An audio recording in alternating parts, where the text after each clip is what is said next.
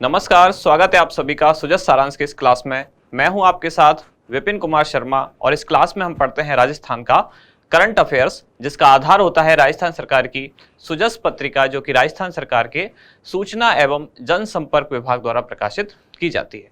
चलिए शुरुआत करते हैं हेडलाइंस के साथ। सबसे पहली न्यूज क्या है, यहाँ आप देख पा रहे हैं मुख्यमंत्री ने प्रतिमा अनावरण के दौरान घोषणा की कि शहीद के गांव राजमथाई में अंग्रेजी माध्यम स्कूल खुलेगा। सामान्य से एक जानकारी, वैसे भी जैसे कि महात्मा गांधी अंग्रेजी माध्यम विद्यालयों के योजना शुरू होने के बाद से लगातार अंग्रेजी माध्यम स्कूलों की संख्या बढ़ाने पर सरकार का जोर है, तो इस बजट में भी 1000 और विद्यालय खोलने की घोषणा की गई है।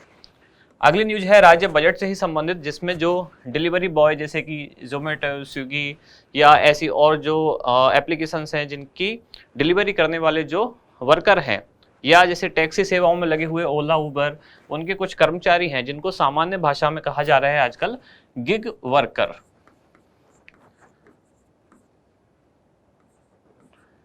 गिग वर्कर्स, ऐसे वर्कर्स जो मतलब डेली बेसिस पे लगे होते हैं या पैसे के बदले कुछ काम कुछ समय के लिए जुड़े हुए होते हैं, तो उनके डेवलपमेंट के लिए या उनकी जॉब सिक्योरिटी के लिए सरकार ने एक बोर्ड और एक फंड के गठन का ऐलान किया है, जो कि 200 करोड़ रुपए का एक फंड या एक कोष गठित किया जाएगा। किसके लिए? गिग वर्कर्स डेवलपमेंट के लिए, जिसका नाम रखा गया गिग वर्कर्स वेलफेयर बोर्ड। इसके बारे में जानकारी दी गई। इसमें कौन कौन शामिल होंगे, जैसे कि ओला, उबर, स्विगी, जोमेटो, अमेजन, ऐसी बहुत सारी जो कंपनी है जिनकी ऑनलाइन डिलीवरी करने वाले वर्कर हैं, तो उन सभी की जॉब सिक्योरिटी के लिए या आर्थिक रूप से, वित्तीय रूप से उनको सहायता देने के लिए इस बोर्ड का गठन किया गया है। आगे अगले पेज पर आप देख पा रहे हैं ईआरसीपी से संबंधित बात की जा रही है यहाँ कि 13 जिलों में पेयजल सिंचाई के लिए ईआरसीपी यानी कि ईस्टर्न राजस्थान कैनाल प्रोजेक्ट, इसके लिए डिमांड बार बार आप उठ ही रही है। आप देख ही रहे हैं कि इसको राष्ट्रीय परियोजना घोषित करे सरकार, मतलब राज्य सरकार चाह रही है केंद्र सरकार से कि इसको राष्ट्रीय परियोजना घोषित करे। इसका कारण क्या है? तो जैसे ही राष्ट्रीय परियोजना घोषित हो जाएगी तो इसका 90% जो खर्चा है वो किसका देना होगा? केंद्र सरकार को। तो राज्य सरकार लगातार इस कोशिश में है कि इसको राष्ट्रीय परियोजना घोषित कर दिया जाए। तो जब भी प्रधानमंत्री का यहाँ दौरा होता है लगातार ये मांग उठती है। अब आपको पता होगा कि कल भी प्रधानमंत्री यहाँ थे, क्योंकि दिल्ली मुंबई जो एक्सप्रेस वे है उसका एक हिस्सा अब लोकार्पण उसका हो चुका है, यानी कि दौसा से लेकर जो दिल्ली तक जाता है जो वाला हिस्सा रोड का, उतना अब लोकार्पण उसका कर दिया गया है। तो प्रधानमंत्री यहाँ थे, तो वापस मुख्यमंत्री ने वही मांग उठाई कि ईआरसीपी जो परियोजना है उसको राष्ट्रीय परियोजना का दर्जा दिया जाए। अगले पेज पर बजट से संबंधित कुछ जानकारियां वापस यहाँ अब कुछ दिन तक ये चलती रहेंगी। कई सारी योजनाएं यहाँ दी गई हैं जिनमें कुछ चेंजेस किए गए हैं, तो उन्हीं योजनाओं में, उन खास योजनाओं में जिनमें कोई चीज चेंज की गई है, उनको आज हम भी पढ़ने वाले हैं। और अगले और इस मैगजीन के लास्ट पेज पर क्या क्या है, तो वही अलग अलग लोगों की प्रतिक्रियाएं, जैसे गृहिणी महिलाएं कुछ हैं या और जो सामान्य लोग हैं, उन्होंने बजट के बारे में क्या क्या राय दी, वो यह चीजें दी गई हैं। इसके बाद सामान्य जानकारी पढ़ने के बाद हमारे काम की क्या क्या चीजें निकल के आती हैं। वैसे तो बहुत सारी चीजें हैं इसमें से, लेकिन हमारे एक पैटर्न है 4-5 चीजें, हम ये 4-5 न्यूज हर दिन पढ़ते हैं। तो इसमें क्या है, एक तो Rajiv Gandhi scholarship for academic excellence योजना, इस योजना में एक चेंज हुआ है, उसको देखेंगे। फिर है मुख्यमंत्री निःशुल्क यूनिफॉर्म योजना, तीसरा मुख्यमंत्री बाल गोपाल योजना और चौथा इंदिरा रसोई योजना, जिसमें छोटे छोटे कुछ चेंज हुए हैं, उनको आज हम पढ़ने वाले हैं। अच्छा, आप में से कुछ लोग इस चीज को लेकर ना परेशान हो कि हमारी जो फ्लैगशिप योजना वाली क्लास थी कि अब वो एकदम वेस्ट हो गई है, क्योंकि कुछ लोगों का मैंने कल कमेंट्स देखे थे, उनको लगा कि फ्लैगशिप योजना वाली क्लास आपको अब लानी चाहिए थी ताकि उसमें अब कुछ नया डेटा ऐड हो जाए, क्योंकि डेटा तो लगातार नया होता रहेगा। हो सकता है हम आज ले आए फ्लैगशिप वाली क्लास, हो सकता है कल फिर किसी योजना में कुछ चेंज हो जाए। तो इनमें कुछ बहुत मेजर चेंजेस नहीं हुए हैं, तो वो क्लास या कोई भी ऐसी क्लास जो अभी आपने पहले फ्लैगशिप योजनाओं के बारे में पढ़ी है वो वेस्ट नहीं हुई है, क्योंकि फ्लैगशिप योजना खुद ही जो 33 योजना घोषित की गई उनके लिए नोटिफिकेशन खुद ही 12 दिसंबर 2022 को आया, यानी कि वो अपने आप में ही लेटेस्ट है। 12 दिसंबर 2022 कोई बहुत पुरानी बात नहीं है। अब कुछ योजनाएं ऐसी हैं उनमें योजना में कोई बदलाव नहीं है, केवल उसका क्षेत्र बढ़ा दिया गया। जैसे मान लो ये जो राजीव गांधी एकेडमिक एक्सीलेंस थी, ये पहले 200 विद्यार्थियों के लिए थी, अब इसको 500 कर दिया गया। इंदिरा रसोई योजना, पहले 1000 रसोई खोलने की घोषणा थी, अब 2000 कर दिया। तो ऐसे छोटे मोटे चेंज है, इसमें आपको परेशान होने की जरूरत नहीं है। कुछ भी ऐसा नहीं है कि आपकी वो क्लास वेस्ट, या पहले जो भी कहीं से भी आपने पढ़ा है वो वेस्ट नहीं है। डाटा थोड़ा सा चेंज हुआ है, ये तो हमेशा होता रहेगा। अगर इस क्लास को आज लें तब भी हो सकता है कल कुछ ना कुछ और चेंज हो जाए। तो करंट अफेयर्स में तो लगातार आपको अपडेट रहना ही पड़ेगा। शुरुआत करते हैं पहले न्यूज के साथ। क्या है? Rajiv Gandhi scholarship for academic excellence योजना। इसीलिए यहाँ सबसे ऊपर वही बात लिखी गई है क्या, कि इस बार के बजट यानी कि 2023-24 में घोषणा की गई कि अब इस योजना के अंतर्गत 200 के स्थान पर प्रतिवर्ष 500 विद्यार्थियों को लाभान्वित किया जाएगा। बस ये चेंज हुआ है, बाकी सारी वही चीजें हैं जो हम पहले पढ़ चुके हैं। योजना की घोषणा कब की गई थी? 20 अगस्त 2021 को। योजना प्रारंभ कब से हुई? 5 अक्टूबर 2021 से। योजना का उद्देश्य क्या है? तो राजस्थान के ऐसे प्रतिभावान विद्यार्थी जो विदेशों में पढ़ना चाहते हैं, तो उनके विदेश में पढ़ने का साथ ही रहने का खर्चा भी राज्य सरकार उठाती है, यानी कि उनको विदेश पढ़ने के लिए आर्थिक सहायता उपलब्ध कराती है। किस विभाग द्वारा संचालित है ये योजना? तो राजस्थान सरकार के उच्च शिक्षा विभाग द्वारा योजना संचालित है। योजना की प्रमुख विशेषताएं क्या क्या है? तो योजना में जितने भी स्टूडेंट्स को भेजा जाएगा उसमें से कुल 30% सीटें महिलाओं के लिए आरक्षित होनी चाहिए। पहले कुल कितने थे? कुल 200, तो 200 का 30% था। अब 500 कुल विद्यार्थी भेजे जाएंगे प्रतिवर्ष, तो उसका भी 30% कैलकुलेट करके उतनी सीटें छात्राओं के लिए या महिला जो है उनके लिए रिजर्व इसमें रखी जाएंगी। इसकी गाइडलाइन में पहले केवल उन्हीं लोगों के लिए उन्हीं लोगों को इसका लाभ मिलता था जिनकी वार्षिक पारिवारिक आय 8 लाख रुपए या उससे कम है। अब इसमें चेंज कर दिया गया, अब 8 लाख से ज्यादा पारिवारिक आय वाले जो लोग हैं वो भी इस योजना का लाभ उठा सकते हैं, लेकिन उसके लिए कंडीशन ये है कि पहले उनको लिया जाएगा, यानी कि प्राथमिकता उनको दी जाएगी जिनकी पारिवारिक आय 8 लाख रुपए या उससे कम है। तो अगर उसके बाद भी सीट्स कुछ खाली रह जाती हैं तब उससे ऊपर वाले लोगों को भी लिया जाएगा। अब उनके लिए क्या क्या पैरामीटर होंगे? जैसे कि जिनकी पारिवारिक आय 8 लाख रुपए से कम है और विदेश में पढ़ने चाहते हैं, तो ऐसे स्टूडेंट्स की पूरी तो फीस और साथ ही उनके रहने खाने का खर्चा विदेशों में यानी कि 100% खर्चा पूरी तरह राज्य सरकार द्वारा उठाया जाएगा। दूसरी कैटेगरी वो होगी जिसमें उनकी पारिवारिक आय 8 लाख रुपए से 25 लाख रुपए तक है, तब राज्य सरकार उनकी ट्यूशन फीस यानी फीस का तो पूरा भुगतान करेगी, लेकिन उनके रहने का या वहाँ रहने खाने पीने का जो खर्चा होगा उसका केवल 50% ही भुगतान करेगी। तीसरी कैटेगरी में अगर पारिवारिक आय 25 लाख रुपए या उससे अधिक है, तब राज्य सरकार ट्यूशन फीस के अलावा अन्य खर्चों का भुगतान नहीं करेगी, यानी तब केवल फीस का ही भुगतान किया जाएगा, रहने का कोई खर्चा वहां नहीं दिया जाएगा। अगर 8 लाख से कम है तो रहना खाना सब कुछ किसके द्वारा? सरकार के द्वारा। 8 से 25 है तो फीस तो सरकार भर देगी, लेकिन रहने का जो खर्चा है सरकार उसका केवल 50% देगी, और 25 से अधिक है तब सरकार केवल फीस देगी, रहने का कोई भुगतान या कोई खर्चा वहां नहीं उठाया जाएगा। अगली योजना मुख्यमंत्री निःशुल्क यूनिफॉर्म वितरण योजना। इस योजना में कोई चेंज नहीं हुआ है, केवल इसके बजट में थोड़ा सा चेंज है, तो बस उसको देख लेंगे। घोषणा कब की गई? राज्य बजट 2022-23 में सबसे पहले योजना की घोषणा की गई। फिर योजना प्रारंभ कब से हुई? तो 29 नवंबर 2022 से योजना लागू हुई। योजना की पात्रता क्या है? तो राजकीय विद्यालय में पढ़ने वाले कक्षा 1 से 8 तक के सभी छात्र छात्राएं इस योजना के तहत पात्र हैं, और इसमें उनको हर विद्यार्थी को यूनिफॉर्म के निःशुल्क 2 सेट यानी कपड़ा दिया जाएगा, सिली हुई यूनिफॉर्म उनको नहीं दी जाएगी, यानी यूनिफॉर्म के लिए 2 सेट, पोशाक के लिए कपड़ा उनको दिया जाएगा, और जिसको सिलवाने के लिए अलग से प्रति विद्यार्थी कितने 200 रुपये उसके बैंक अकाउंट में ट्रांसफर किए जाएंगे। फिर से ध्यान रखना, ये प्रति विद्यार्थी 200 रुपये है, पर सेट 200 रुपये नहीं है, यानी कि एक विद्यार्थी को 200 रुपये दिए जाएंगे। अब ये ड्रेस का कलर क्या रखा गया है? तो हल्के नीले रंग की शर्ट और गहरे भूरे रंग का पैंट। ऐसे ही सेम लड़कियों के लिए हल्के नीले रंग का कुर्ता और गहरे भूरे रंग का सलवार या स्कर्ट, इस तरह से, और दुपट्टा क्या गहरे भूरे रंग का रखा गया है। अच्छा, इसमें जो चेंज है, इसका बजट पहले हमने कितना पढ़ा था? 500.1 करोड़ रुपए ऐसा कुछ था।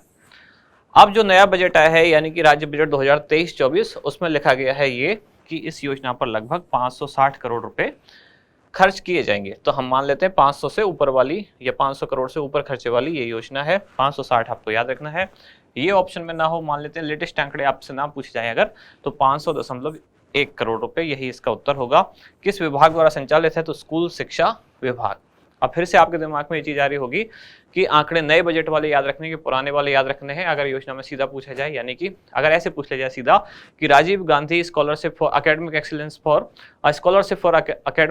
योजना, इसके तहत प्रतिवर्ष कितने विद्यार्थियों को भेजा जाएगा, और ऑप्शन में 200 और 500 दोनों हो, तो ऐसा क्वेश्चन आपसे नहीं पूछा जाएगा, या तो उसमें साथ के साथ योजना के साथ ईयर लिखा जाएगा, यानी कि Rajiv Gandhi scholarship for academic excellence योजना 2021 के अनुसार या 2022 के अनुसार। तो 21 या 22 दोनों आए तब तो 200 ही है। अब जो नई घोषणा की गई है, जो हमने पढ़ा, वो आगामी वर्ष से है, यानी कि 2023 के बाद जो छात्र जाएंगे उनकी संख्या रखी जाएगी 500। तो आपको थोड़ा सा ध्यान से पढ़ना है, घबराने की जरूरत नहीं है। जो भी डेटा चेंज हुआ है तो उसको स्पेसिफाई करके पूछा जाएगा, ईयर आपको दिया जाएगा। अगली योजना है मुख्यमंत्री बाल गोपाल योजना। तो ये योजना और इसके साथ ही मुख्यमंत्री निःशुल्क यूनिफॉर्म वितरण योजना, दोनों एक साथ एक ही दिन शुरू हुई। दोनों के लिए जो पात्र विद्यार्थी हैं वो भी लगभग सेम है, यानी कि राजकीय विद्यालयों में कक्षा 1 से 8 तक के पढ़ने वाले छात्र छात्रा हैं। इसका उद्देश्य क्या है? बच्चों को पोषण युक्त आहार उपलब्ध कराना। और उसमें क्या वितरित किया जाता है? इसमें विद्यालयों में दूध वितरण किया जाता है। पहले ये किया जाता था मंगलवार और अच्छा, इस कौन से विभाग द्वारा? स्कूल शिक्षा विभाग द्वारा। तो पहले ये किया जाता था मंगलवार और शुक्रवार को, सप्ताह में 2 दिन। अब मंगलवार को चेंज करके कर दिया गया, कौन सा? बुधवार और शुक्रवार। अभी कुछ दिन पहले भी मैंने आपको एक चीज बताई थी कि एक अभियान शक्ति या किसके लिए चलाया जा रहा है, वो कि बच्चों में एनीमिया के उन्मूलन के लिए विद्यालयों में भी चलाया जा रहा है, जिसका उद्देश्य क्या है कि बच्चों में एनीमिया या हीमोग्लोबिन की कमी है तो उसको दूर करना, उसके लिए उनको आयरन और फॉलिक एसिड की टेबलेट वगैरह दी जाती है। तो चिकित्सा विभाग का जो ये कार्यक्रम है वो भी मंगलवार को संचालित था, और मंगलवार को ही दूसरा और एक प्रोग्राम चालू हो गया, कौन सा? विद्यालयों में दूध का वितरण। इसलिए ये जो नई योजना थी, यानी कि बाल गोपाल योजना, इसमें जो पहले मंगलवार था अब उसको चेंज करके कर दिया गया है बुधवार। अब सप्ताह में 2 दिन, कौन से 2 दिन हैं? बुधवार और शुक्रवार को कक्षा 1 से 8 तक के राजकीय विद्यालयों के सभी छात्र छात्राओं को निःशुल्क दूध वितरण किया जाता है। और कितना किया जाता है? अगर कक्षा 1 से 5 तक के विद्यार्थी हैं तो उनको 150 मिलीलीटर, और कक्षा 6 से 8 तक के विद्यार्थी हैं तब उनको 200 मिलीलीटर दूध दिया जाता है। दूध का क्रय यानी कि दूध की खरीदी किसके द्वारा की जाती है? तो RCDF यानी कि Rajasthan cooperative dairy federation limited द्वारा दूध खरीदा जाएगा। और दूध को हर जिले में किसके द्वारा पहुंचाया जाएगा? तो वो आयुक्तालय मिड डे मील द्वारा दूध का वितरण हर जिले में। और विद्यालय में तो जो विद्यालय विकास समिति है या जो विद्यालय प्रशासन है उसके द्वारा ही विद्यालय में दिया जाएगा। इसका बजट कितना है इस योजना को? 476.44 करोड़ रुपए। अगली योजना इंदिरा रसोई योजना। अब इसमें भी चेंज किया गया है। इसमें पुरानी घोषणा के अनुसार कितनी थी? इनकी संख्या 1000। अब नई घोषणा में इनकी संख्या कितनी कर दी गई है कि कुल 2000 इंदिरा रसोइयां खोली जाएंगी। पहले संख्या कितनी थी? बजट की घोषणा कितनी थी? 1000। उसमें संख्या पहुंच गई थी इनकी, लास्ट जो आंकड़ा हमारे पास है 980। उसके बाद हो सकता है कुछ के पास और भी है, 994 ऐसा कुछ है। तो उद्देश्य रखा गया था पहले 1000 इंदिरा रसोइयां खोली जाएंगी, पुराने बजट में घोषणा की गई, यानी कि बजट 2022-23 की घोषणा के अनुसार 1000 इंदिरा रसोइयां खोले जाने वाली थी। अब उसमें 1000 और जोड़ दी गई, यानी कि अब इनकी कुल संख्या कितनी हो जाएगी? तो 2000 खोलने की घोषणा की गई है। इसका संकल्प वाक्य क्या है? तो यह है, कोई भी भूखा नहीं सोए। शुरुआत कब से हुई योजना की? 20 अगस्त 2022 से योजना की शुरुआत हुई। और जब योजना की शुरुआत हुई थी तब पूरे राजस्थान में कितने नगरीय निकाय थे? 213। उसके बाद फिर कितने थे? अभी कुछ दिन पहले तक 240। लेकिन अब जो नया बजट आया है इसमें फिर फेरबदल हुआ है। मैंने आपको बजट वाली क्लास में बताया था 3 चीजें होती है नगर निकाय में। क्या क्या होती है? सबसे पहले तो होती है नगर निगम, फिर नगर परिषद और फिर नगर पालिका। इन तीनों को मिला के नगर निकाय बोलते हैं। तो कुल कितने नगर निकाय थे 20 अगस्त 2020 को? 213। बजट वाले दिन तक कितने थे? 240। होने को तो अभी भी 240 है, क्योंकि घोषणा की गई है, उसका अभी इंप्लीमेंटेशन होना बाकी है। तो अब नई संख्या इनकी कितनी हो जाएगी? तो नगर निगम तो वही रहेंगे, उतने ही 10। नगर परिषद जो थी अभी तक कितनी थी? अभी भी है वैसे, अभी तक कितनी है? 36। और नगर पालिका कितनी है? 194। अब इनकी संख्या में फेरबदल हुआ है, और वो फेरबदल क्या हुआ है कि जो नगर पालिकाएं हैं इनमें 17 और जोड़ दी जाएंगी, और इनमें से 3 जो हैं वो क्रमोन्नत होकर बना दी गई हैं अब नगर परिषद। तो अब नगर परिषद तो हो जाएंगे 39, और नगर पालिका पहले इसमें से 3 घटा देंगे तो कितना हो जाएगा? 191, और फिर इसमें 17 जोड़ देंगे तो कितना हो जाएगा? 208। तो अब नई संख्या क्या हो जाएगी? 10 नगर निगम, 36 और 3 39 नगर परिषद, और 208 क्या हो जाएंगी? नगर पालिकाएं। तो इस तरह से वापस इनकी संख्या इसमें फेरबदल होने वाला है। जब योजना शुरू की गई थी तब इनकी संख्या कितनी थी? 213 नगर निकाय थे राजस्थान में। ये मैं इसलिए बता रहा हूँ, आप में से किसी ने कमेंट में पूछा था कि यहाँ 213 लिखा हुआ है, कुछ दिन बाद आप बता रहे हो कि 240 है। तो बहुत सारी चीज़ें लगातार परिवर्तनशील है। हम करंट अफेयर्स पढ़ रहे हैं, या आज जो डेटा है हो सकता है 4 दिन बाद कुछ और हो जाए। इसलिए आप एक बार जैसे कोई कमेंट में कुछ क्वेश्चन पूछें तो कई बार थोड़ा सा ठहर के सोच लें, हो सकता है डेटा अपडेट हो गया हो। तो अब ये डेटा भी अपडेट हो गया है। अब इसको अपडेट होने में टाइम लगेगा, यानी आज की संख्या पूछी जाए तो आज 240 ही है।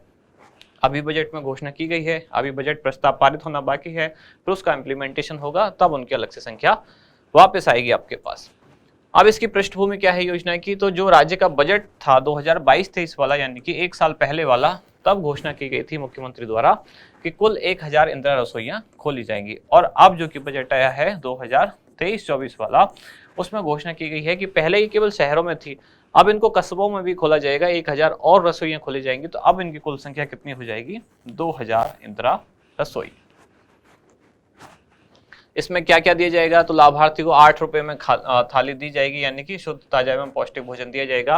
और इस 8 रुपए की थाली में 17 रुपए सरकार की तरफ से अनुदान है, यानी कि थाली की कुल कीमत कितनी होती है? 8 और 17 25 रुपए होगी, जिसमें व्यक्ति को, यानी कि जो खाना खाने जाएगा उसको 8 रुपए देने होते हैं, लेकिन सरकार द्वारा उसमें 17 रुपए का अनुदान दिया गया है।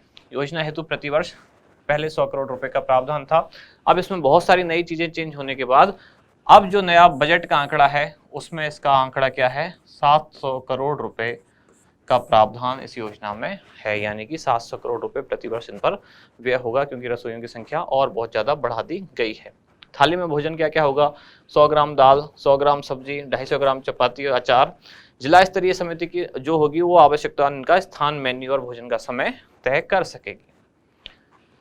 इसमें एक खास नोट क्या है कि पूर्व में राज्य सरकार द्वारा 12 रुपए प्रति थाली अनुदान दिया जा रहा था, जिसे 1 फरवरी 2022 को बढ़ाकर कितना कर दिया गया?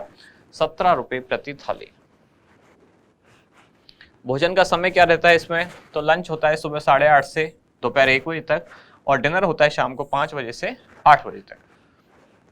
बजट क्या रहेगा प्रति रसोई का? तो प्रत्येक रसोई के संचालन हेतु एक मुश्त 5 लाख रुपए और 3 लाख रुपए प्रतिवर्ष आवर्ती व्यय, यानी कि एक बार एक रसोई को 5000 रुपए दिए जाएंगे और फिर हर साल उसको 3-3 लाख दिए जाएंगे।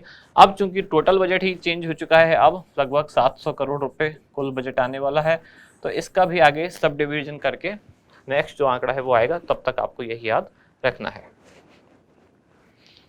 नोडल एजेंसी, तो कौन सा विभाग की योजना है ये? स्वायत्त शासन विभाग की योजना है, फ्लैगशिप कार्यक्रम का भी हिस्सा है, और स्वायत्त शासन विभाग के अधीन ही नगरीय विकास एवं आवासन विभाग इस योजना का संचालन करेगा। इसके लिए राज्य और जिला स्तरीय प्रबंधन समिति बनाई जाएगी जो इसकी मॉनिटरिंग करेगी। अभ्यास प्रश्न क्या है हमारा आज कि राज्य बजट 2023-24 की घोषणा के अनुसार Rajiv Gandhi scholarship for academic excellence योजना के तहत प्रति वर्ष कितने विद्यार्थियों को लाभान्वित किया जाएगा?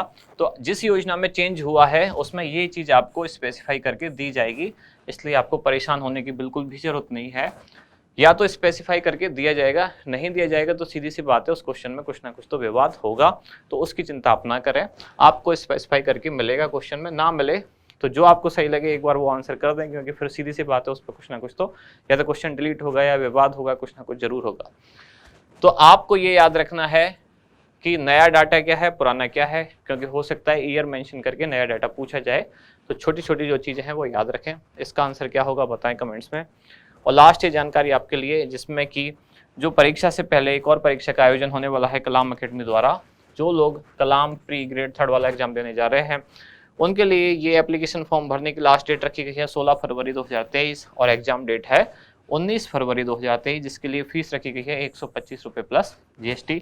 कलाम अकेडमी की वेबसाइट पर जाकर आप रजिस्ट्रेशन करा सकते हैं। तो यहाँ समाप्त होती है आज की क्लास। अब मिलते हैं कल अगली न्यूज के साथ अगली क्लास में। धन्यवाद।